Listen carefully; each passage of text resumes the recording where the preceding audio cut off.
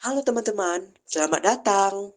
Perkenalkan, kami dari kelompok satu yang beranggotakan Andre Kurniawan, Tata Ramadhani, Nabila Zahira, Nabila Saumi Hersa, dan Farel Rahmariski. Di sini kami akan menjelaskan mengenai dua subbagian materi yang tentunya akan menambah wawasan dan pengetahuan dari teman-teman.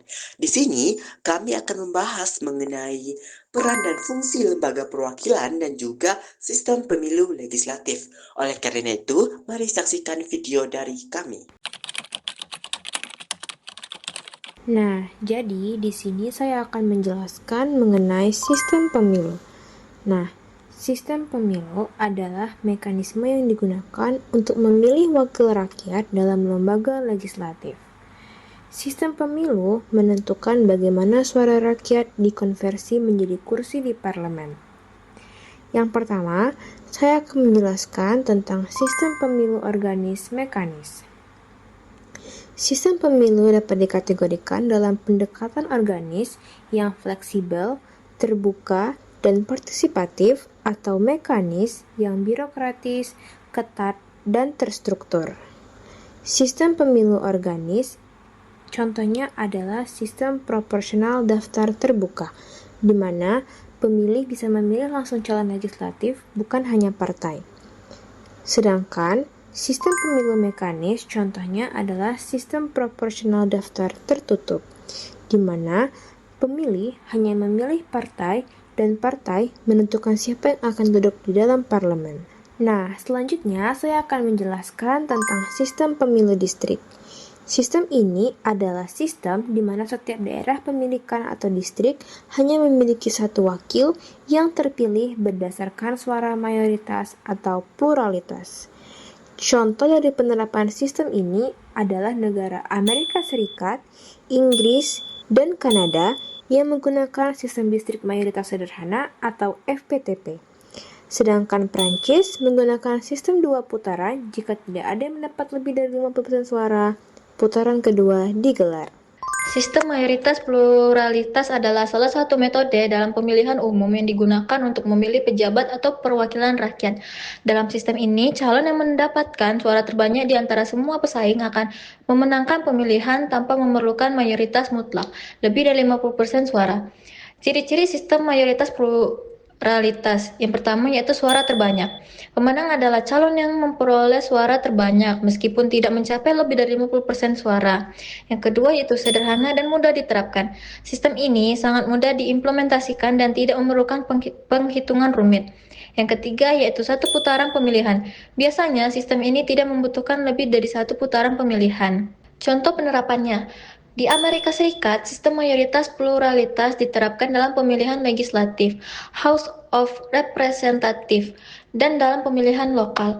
Jika ada 5 calon dan satu calon memperoleh suara terbanyak, meskipun tidak lebih dari 50%, calon tersebut akan menjadi pemenang. Sistem representasi proporsional. Dalam sistem pemilihan yang digunakan untuk memilih perwakilan dalam badan legislatif, di mana jumlah kursi yang diperoleh oleh partai politik atau calon proporsikan berdasarkan jumlah suara yang mereka terima. Dengan kata lain, dalam sistem ini, setiap suara dihitung secara proporsional untuk menentukan alokasi kursi di parlemen. Contoh penerapan sistem ini yaitu di Jerman. Jerman menggunakan sistem representasi proporsional campuran memilih baik untuk calon legislatif di daerah pemilihan dan untuk partai politik. Hasilnya, kursi di Bundestag parlemen Jerman dibagi antara calon yang memenangkan daerah pemilihan dan partai yang mendapatkan suara proporsional di tingkat nasional. Kemudian, saya akan menjelaskan tentang sistem pemilu semi proporsional. Sistem ini adalah perpaduan antara sistem distrik dan sistem proporsional, tetapi dengan lebih banyak elemen proporsional dibandingkan sistem campuran. Contohnya adalah negara Jepang menggunakan sistem paralel di mana sebagian anggota parlemen dipilih melalui distrik dan sebagian lainnya dari daftar partai secara proporsional. Nah, yang terakhir saya akan menjelaskan tentang sistem pemilu campuran. Sistem pemilu campuran mengkombinasikan sistem distrik dan proporsional dalam porsi yang hampir seimbang. Yang mana misalnya pada negara Jerman menggunakan sistem Mixed Member Proportional atau MMP, di mana kursi daftar partai digunakan untuk menyeimbangkan proporsi keseluruhan kursi. Sementara di Selandia Baru mengadopsi sistem MMP serupa Jerman untuk memastikan keterwakilan lebih adil. Nah, yang pertama kami akan menjelaskan mengenai peran dan juga fungsi dari lembaga perwakilan. Jadi teman-teman pasti udah tahu nih kan bahwa lembaga perwakilan adalah lembaga yang mewakili kepentingan rakyat dan berinteraksi dengan pemerintah. Selain itu juga lembaga perwakilan merupakan bagian penting dalam sistem pemerintahan demokrasi. Nah, selanjutnya di sini kami akan membahas mengenai kedudukan dari lembaga perwakilan. Jadi teman-teman, lembaga perwakilan memiliki peran penting dalam sistem ketatanegaraan sebagai wakil rakyat dalam legislasi, pengawasan, dan juga anggaran. Nah, kedudukan ini pada setiap sistem itu tentu berbeda. Nah, perbedaan tersebut dapat diuraikan sebagai berikut. Nah, yang pertama yaitu dalam sistem presidensial. Nah, pada sistem ini, lembaga perwakilan terpisah dari eksekutif. Nah, salah satu contohnya itu di Indonesia, di mana terdiri dari DPR, DPD, dan juga MPR. Nah, yang kedua yaitu ada sistem parlementer, di mana pada sistem ini, parlemen lebih dominan dan pemerintah bertanggung jawab kepadanya. Dan sistem ini terdiri dari dua, yaitu majelis rendah dan juga majelis tinggi. Nah, yang ketiga yaitu ada dalam sistem campuran, di mana kekuasaan dibagi antara presiden dan juga parlemen. Nah, satu contohnya yaitu di Prancis. Nah, selanjutnya di sini kami akan membahas mengenai hak dan juga kewajiban dari lembaga perwakilan.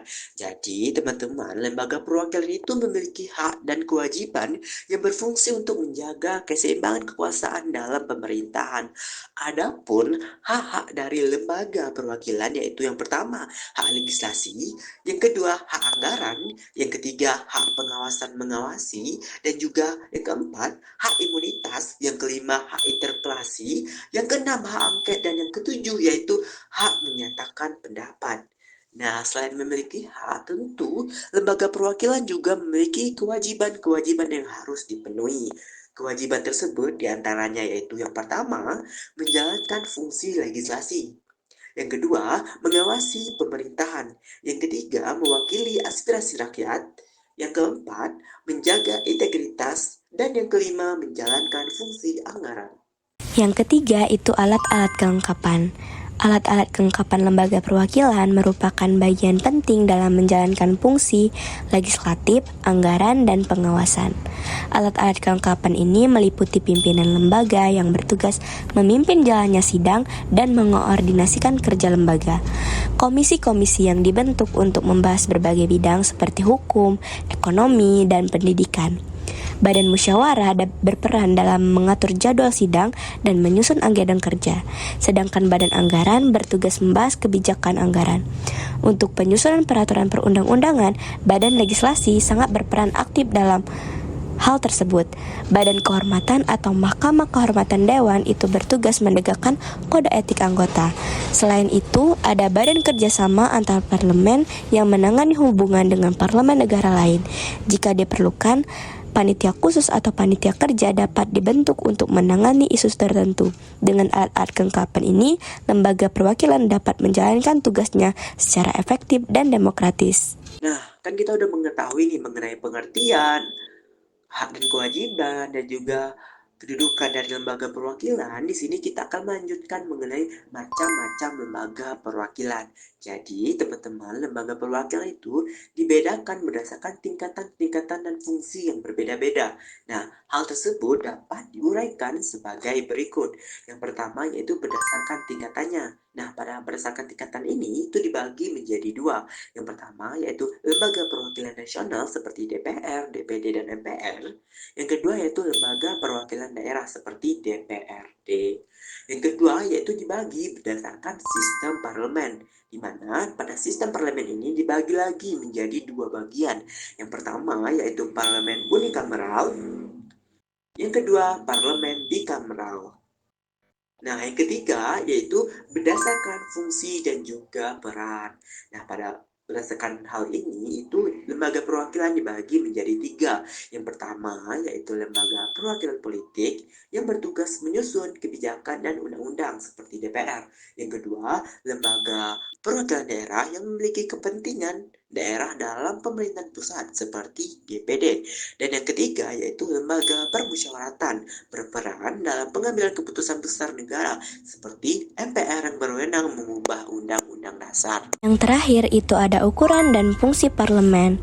Ukuran parlemen merujuk pada jumlah anggota dalam lembaga legislatif suatu negara yang bervariasi tergantung pada sistem pemerintahan dan jumlah penduduk.